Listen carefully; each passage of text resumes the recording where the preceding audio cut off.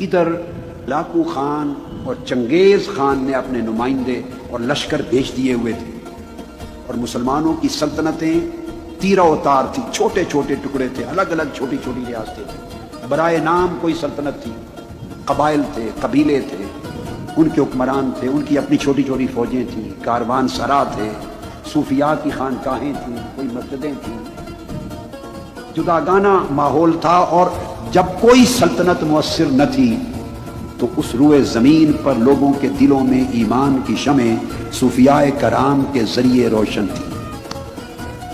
صوفیاء کرام کے وجود سے شمعہائے ایمان روشن تھی، اور اسی دور میں یہ جو بعد میں خلافت عثمانیہ بنی ہے، سلطنت عثمانیہ، اس کی داغ بیل ڈالنے کی جد و جہد ہو رہی تھی۔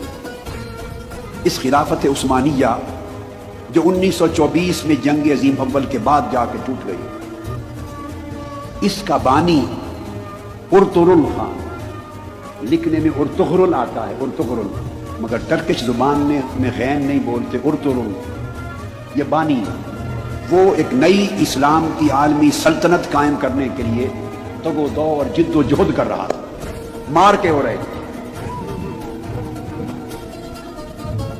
656 ہجری کے قریب تاتاری فتنہ بغداد آیا ہے، 22 سے 24 لاکھ مسلمانوں کا قتل عام کیا ہے، اور دریائے دجلہ ہفتوں تک 2.5 ملین مسلمانوں کے خون سے سرخ ہو کے بہتا رہا۔ 656 کے قریب یہ فتنہ یہاں پہنچا۔ ادھر مقابل سلطنت عثمانیہ کی تشکیل کی جد و جہد شروع تھی۔ ارطغرل یہ سلیمان شاہ کا بیٹا تھا،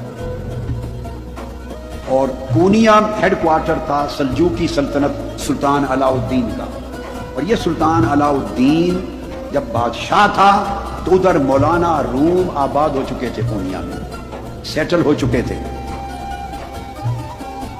یہ جو سلطان علاء الدین تھا سلجوقی، حلیمہ سلطان، اس کی بھتیجی حلیمہ سلطان، اس کی شادی ہوئی ارطغرل سے، جس کو اردو میں لکھتے ہوئے ارطغرل بولتے ہیں، ارطغرل سے ہوئی۔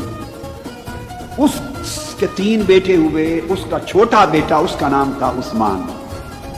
اس ارطغرل نے تاتاری فتنے کے خلاف اور ادھر صلیبی فتنے کے خلاف جنگیں لڑ کر سلطنت عثمانیہ، ایک نئی عالمی اسلامی سلطنت کے قیام کی داغ بیل ڈالی، بنیاد رکھی، اور پھر اس کا بیٹا جوان ہوا تو اس سلطنت کا نام اس کے نام پہ رکھا گیا، سلطنت عثمانیہ، یا خلافت عثمانیہ، جو پھر 1304 عیسوی میں قائم ہو گئی، 1304 عیسوی میں، اور 1924 میں جا کے پھر ختم ہو گئی، جب کیلیفیٹ کا انسٹیٹیوشن توڑنے کا اعلان ہوا۔ یہ ضمناً ایک تاریخ کی چھوٹی سی جھلک تھی، وہ بتائی میں نے۔ یہ وہ دور تھا جب مولانا روم آئے۔ یہ ارطغرل جس کی میں نے بات کی، سلطنت عثمانیہ کا بانی، اس کی ڈیتھ ہوئی ہے 680 میں۔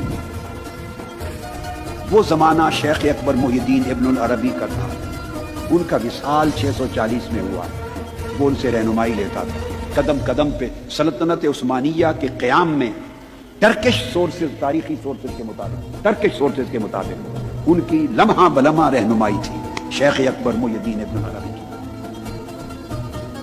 سمجھانا مقصود یہ ہے کہ جب لوگوں کے دل ٹوٹ گئے تھے، سلطنتیں منتشر ہو گئی تھی، حکومتیں تیرہ اتار ہو گئی تھی، امت مسلمہ کا کوئی مرکزی محور نہیں تھا ان کو سنبھالنے والا، تو عالم اسلام کے اندر مسلمانوں کا ایمان صوفیاء کی وجہ سے قائم تھا، محفوظ تھا۔ یہ وہ دور ہے جس میں مولانا روم بھی آئے۔